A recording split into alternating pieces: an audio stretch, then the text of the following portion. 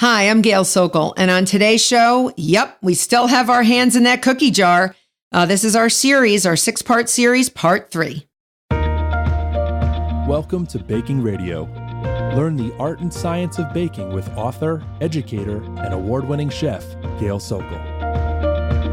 Whether you've been baking your whole life or you're brand new to the world of baking and you're looking to build your confidence and learn new skills in the kitchen, you're in the right place.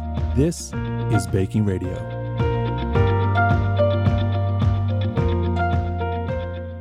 So on today's show, we still have our hands in the cookie jar. We're continuing our 6-part series. This is our part 3 of that series about cookies and all about cookies and the different categories. So if you remember, we started with our drop cookie on the last show. That cookie is dropped from a spoon or an ice cream scooper onto a sheet pan, and hence the name drop cookie, because cookies are categorized basically the way they're prepared and the way they're shaped for baking. And our second cookie that we delved into was the refrigerator cookie that's chilled in the refrigerator in a log shape and then sliced and placed onto sheet pans. So again, the name of the type of cookie will give you a hint of what we're going to do with it and how we place it onto that sheet pan. So our third type that we're going to be exploring today is the molded cookie. This type of cookie has a dough that's moderately stiff. It's typically refrigerated before shaping, and then it's molded. Your hands are going to do the molding, and it's shaped for baking. So shaping molded cookie dough is like reliving your childhood. You get to roll things in little balls. It's a perfect thing to do with kids. It's so much fun. You can't mess it up. You take small or large spoonfuls of dough and you roll them into balls between your hands. Very often I will just moisten my hands with a little water, or I will put a little nonstick cooking spray or dip my fingertips in just a tiny, tiny little bit of oil. You don't want to get too oily or too much water on your hands to do this. And roll the dough, the little tablespoonful or teaspoonful of dough, into balls. And then I put them usually into a bowl of granulated sugar or chopped nuts and roll the ball into that particular coating, whatever you want it to be. And then I put it on the sheet pan for baking. So this is a lot of fun to make. I love making these. In some molded cookie recipes, the balls of dough, once on the sheet pan, sometimes they're flattened with the bottom of a drinking glass to make them into flattened circles. In other recipes, the balls of dough are left on the sheet pan and then baked without being flattened. So if you don't flatten them, you're going to get sort of a crackly look, almost like the surface of Mars, for lack of a better description, sort of like a crackly look. And it's a very nice look, but that is what you're going to get. If you use, let's say, the bottom of a glass, you will just push down on it, and then you're going to take whatever shape you're going to get. It's going to be a flattened round. It may not be a perfect round, but that will be a flatter cookie, and that's fine. It won't be as maybe chewy, but that will be a different look, and it's still very attractive. Now, peanut butter cookies, typically, if you get a typical peanut butter recipe for cookies, they will have that cross hatch with the fork. So you'll take the round balls, you'll roll them in sugar, or maybe not roll them in sugar, depending on what you want to do. Put them on your sheet pan and then take a fork and go crisscross with the fork and leave it like that. And that's the way. That's a very old-fashioned thing to do. A lot of people would do that in the old-fashioned cookbooks from many years ago. But very, very pretty, very homemade look. Really nice, really nice. So remember, there are millions of recipes for molded cookies out there, and many variations exist. So right now, I want to give you a really, really wonderful recipe, and it's a gluten-free recipe for peanut butter cookies. It's delicious. This makes about 24 cookies or 2 dozen, depending on how big you make them. And you want to preheat your oven to 350 degrees. And in the bowl of an electric mixer, again, use your paddle attachment. Mix all the ingredients that I'm going to give you on medium speed. So here they are. 1 cup of super chunky peanut butter. You don't like chunks in your peanut butter? Use smooth peanut butter. 1 cup of dark brown sugar packed. If you don't like dark brown sugar, use light brown sugar. But whatever you do, brown sugar needs to be packed, sort of like you're making a sandcastle at the beach. All right, so pack it really tight. So 1 cup of peanut butter, 1 cup of brown sugar, 1 large egg, 1 teaspoon of baking soda, and 1/2 teaspoon of vanilla extract. That is it. That's your dough. There's like 5 ingredients, super, super easy, and they're phenomenal. So once this dough forms, you're going to just mix it on medium speed. You're not creaming anything. You're not waiting for air to be beaten into it. The less mixing, the better in this particular case.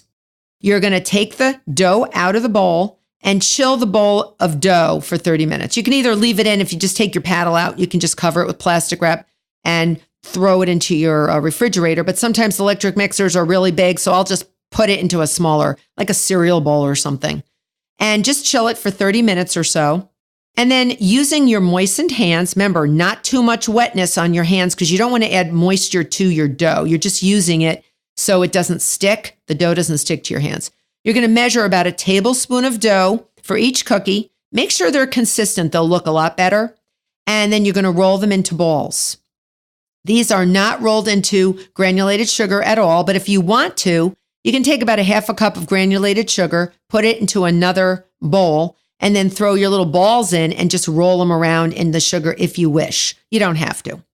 Now you're going to arrange your little balls on 2 ungreased baking sheets. Now, if you want to put them on parchment lined sheet pans, you can, or baking sheets, you can.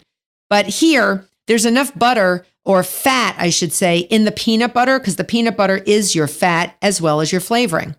So you don't really need them to be greased. So you put them on your 2 ungreased baking sheets, and you want to space them a couple inches apart.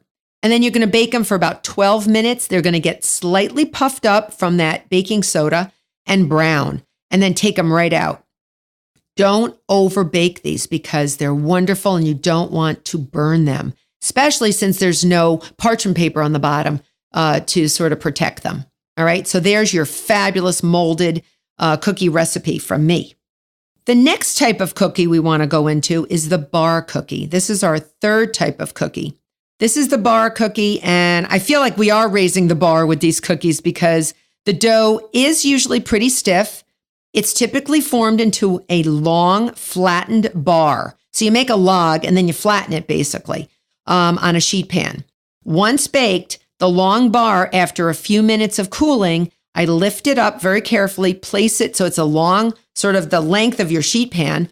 It's picked up, placed onto a cutting board, and this bar is sliced crosswise into strips. And this type of cookie is super easy to make in quantity. Each bar usually yields about 18 slices, so you can get at least 3 or 4, sometimes 5 dozen cookies out of a recipe, depending on how big that recipe is. And they're super, super easy to double.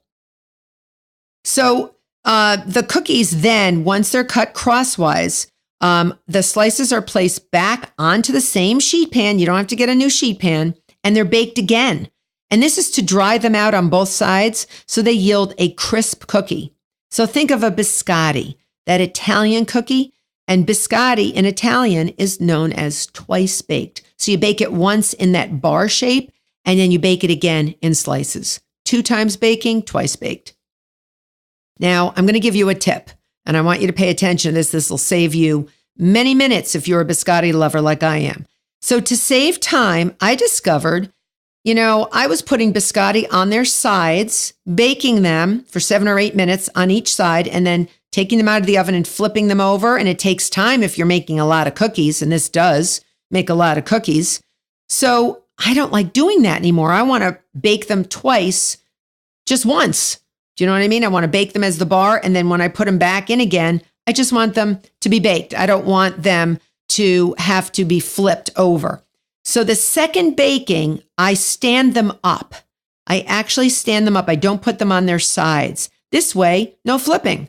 And I don't have to bake them again on the other side. They bake and dry out nicely as they stand up because the heat can get to both sides inside the oven as they're standing up. Now, biscotti, it's a big subject, all right? There are endless variations. There are endless flavors of biscotti. that can be made. I am not kidding. I have 2 recipes of biscotti in my first book about professional baking. They're basically the same recipe, but I wanted to show by altering the ingredients a bit, you can make quite crispy biscotti for one recipe, and then you can make the other recipe less crispy because of different ingredients in it. So a lot of biscotti don't have a lot of tenderizing agents. They don't have a lot of fat in them. Sometimes it's just an egg as the liquid with all the dry ingredients, the flour, the nuts. And usually, yes, biscotti do have nuts. Now, I have had students that are nut allergic. So if you can eat chocolate, you could put chocolate chips in there to substitute for the nuts, or leave them out and just have a beautiful vanilla biscotti, or put in some chopped fruit, like chopped up apricots that you mince up, or dried cranberries or dried cherries. That would be delicious. So there are so many different types. Most biscotti recipes are meant to be dipped into wine to soften them, or into a cup of espresso. Matter of fact, I worked in a restaurant where I did make a hazelnut biscotti, and it was served with an order of espresso. They would serve 2 of my biscotti with each order. But some biscotti are hard. They can be tooth-breaking hard. Not kidding. Really hard. So I like to make biscotti that are in between. They're not really going to send you to the dentist. They're going to be delicious. But if you're not a dipper of biscotti into milk or wine or coffee, then I add a little fat to those biscotti. And they usually have a liquid fat like oil. And that will tenderize them enough that they just break into your mouth when you bite into them. They are scrumptious. And wait till you see the recipe I have to give you. So hold on. It's fabulous. So one of my most favorite recipes, and I've made these with adults, I've made these with kids, I've made these during demonstrations. This is my favorite biscotti recipe, or at least one of them, because I got many. It's an almond biscotti, but you can substitute any type of nut you like. And they have oil, like I said before, so they're not tooth breaking. And when I like to dress them up, this is what I really do, like during the holidays, or when I want to make a cookie platter up. These are phenomenal. You take each slice after it's baked and cooled, dip it into a little bowl of melted chocolate, and dip it, and then let the excess drain. Put it on a clean sheet pan that's lined with maybe wax paper, because it's not going into the oven, and just let them harden. And before they harden, sometimes I sprinkle them with various things, like some sprinkles, like some multicolored sprinkles, or different color sugars, or nonpareils. They are gorgeous, so colorful and so delicious. You have no idea how many compliments you will get, and they're so easy. It's like amazing how many compliments you'll get. So here's the almond biscotti recipe. And this makes, are you ready for it? 5 dozen. Yep. 5 times 12. 5 times 12 is 60 biscotti, depending how you cut them. And I always eat the ends of my biscotti, so maybe you can't count those, but I love to eat the ends because they're so good. And they're tiny anyway, right? So you have to do something with them. So here you go. You're going to preheat your oven to 350 degrees Fahrenheit. You're going to grease 2 large sheet pans, as large as your oven will hold. I usually do 15 by 10 inches, so 15 inches by 10 inches sheet pans with nonstick cooking spray or oil. You're going to grease them. Do not use parchment paper here. And let me tell you why. I learned this the hard way. It's very hard to shape this bar cookie on a parchment-lined sheet pan, because as you're shaping, the parchment paper comes up. So let me give you, this is my trick, and it really works. So you're going to spray nonstick cooking spray, or just a little bit of neutral oil, like vegetable oil, on each of your sheet pans, and just rub it around. Set it aside. In a bowl, again, dry ingredients. Here they go. 4 cups. Yeah, 4 cups. Well, you're making 5 dozen biscotti. What do you want, right? 4 cups all-purpose flour. You may need more, so have more ready, but 4 cups of all-purpose flour. 1/2 teaspoon of baking soda. 2 teaspoons of baking powder. So these are really going to get some puff, but they're big. That's why I like them. half a teaspoon of salt, the zest from 2 oranges. You don't like oranges? You can use lemons. You can use a lemon, orange, and a lime if you want, but don't use the white part from that orange. You really just want the colorful part because that pith, that pith, it's white and it's bitter. That's underneath the colorful area. But the zest will lend this incredible flavor. So I like oranges. So the zest from 2 oranges. And you're going to mix it up. And you're going to add to that 3 cups of slivered or sliced almonds. They can be skinned or they can have the skin on them. It doesn't matter. I like the ones with the skin on them because I like that little extra, it adds a little toastiness to it. I really like them. But make sure they're sliced. If you want whole almonds, you can do that as well. It'll make a really pretty slice when you cut it. It'll be a little bit harder to cut because they're whole. But a lot of biscotti have whole almonds or whole nuts in them. And they're beautiful when you see the slices. So that's your dry ingredients. 4 cups of all-purpose flour, half a teaspoon of baking soda, 2 teaspoons of baking powder, half a teaspoon of salt, the zest from 2 oranges, and 3 cups of slivered or sliced almonds. Set it aside. Now you go to your bowl of your electric mixer, and using that paddle attachment on medium speed, you're going to beat 4 large eggs and 1 1/4 cups of granulated sugar. And you're going to do it until it's sort of thick and pale. It's not going to get too thick and pale, but put it on medium-high speed and let it rip. And then on low speed, you're going to add 1 cup of vegetable oil. And what I mean by vegetable oil, a neutral oil like canola or a corn oil, something neutral. So 1 cup of vegetable oil and a tablespoon of pure vanilla extract. That extra oomph of vanilla extract, that extra, usually it's a teaspoon in a recipe. This makes 5 dozen. This extra flavor, they all sort of get jiggy together and they really have the best flavor of all. This biscotti is phenomenal. So you're slowly going to add on low speed, your flour and your nut mixture. So here goes your dry ingredients. Mix it on low speed. You're going to get a thick dough. Now, sometimes you're going to feel your dough. Always put your hands in your dough. I know, do I sound crazy for saying that? Put your hands in your dough. Feel your dough, people. Don't just say, oh, I don't want to feel my dough. I'm lazy. I'll stick a spoon in it. In order to see the correct consistency of any dough, yeasted, non-yeasted, cookie doughs, whatever, you got to feel it. Got to get your hands dirty. So you're going to feel the dough. If it feels really, really wet, add an extra cup of flour. Sometimes I do, sometimes I don't. It depends on how much humidity is in your kitchen, how dry it is, but sometimes you'll need an extra cup of flour or so.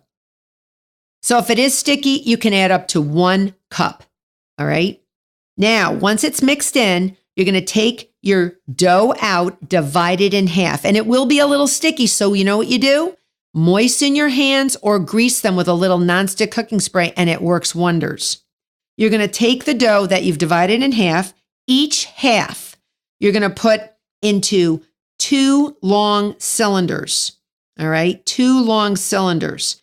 And you're going to put them 2 inches apart on the sheet pans, all right? And what I like to do, since the sheet pan is already oiled, you're going to take that long cylinder, and you don't have to roll it, just sort of squeeze it out so it looks like a long snake, but it's going to be a thick snake. And you're going to roll it over your sheet pan. Don't do it more than the length of your sheet pan because it's going to spread. And you're going to put it in the off center, and you're going to roll it around so it gets oiled, and it'll make shaping so much easier. And then you're going to flatten them out to about 2 inches wide. So they're going to look like 2 long snakes on each sheet pan. And you're going to rotate the cylinders until they get to where you can get to a nice long log or a long bar. Flatten them out slightly. Make sure there's no fingerprints in them. All right. And then the cylinder should be about the same length for on each sheet pan. All right. They should be the same. Then you're going to take a pastry brush and you're going to brush each log with some egg white.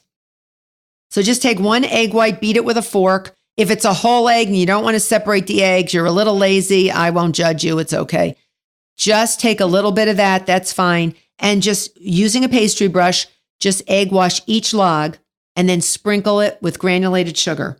Just gives it a little a little crunch on the outside. Bake them for 30 minutes. And if you are using 2 racks in one oven, because you have 2 sheet pans, you're going to rotate.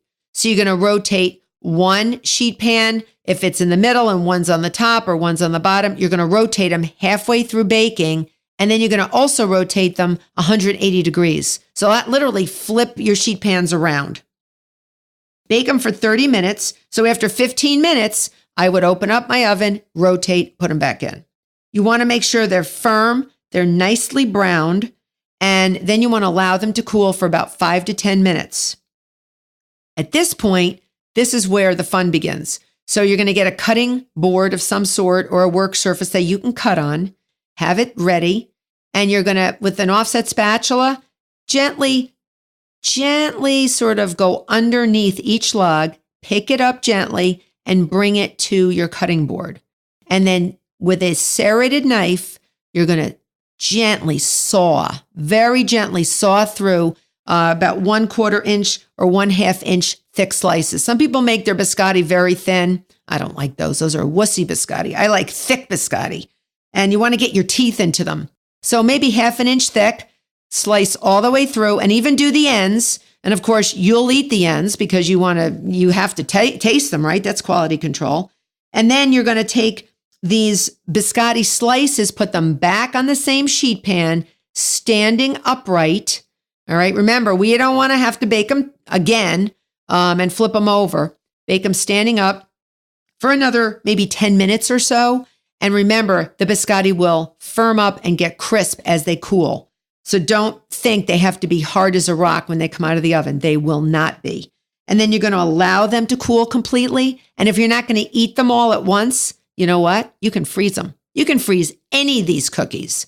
They freeze beautifully. So if you put them in an airtight container, because you're going to have a lot of biscotti, they can be frozen for 3 or 4 months. Just put them in an airtight container and separate each layer with wax paper. And they are fabulous. So on the next show, we're going to be continuing exploring the cookie jar with 2 more types, our sheet and rolled cookies. And if you haven't picked up a copy of my most recent book, Baking with Success, it's available on Amazon and in bookshops worldwide. So if you have any questions, head on over to bakingradio.com and leave me a message.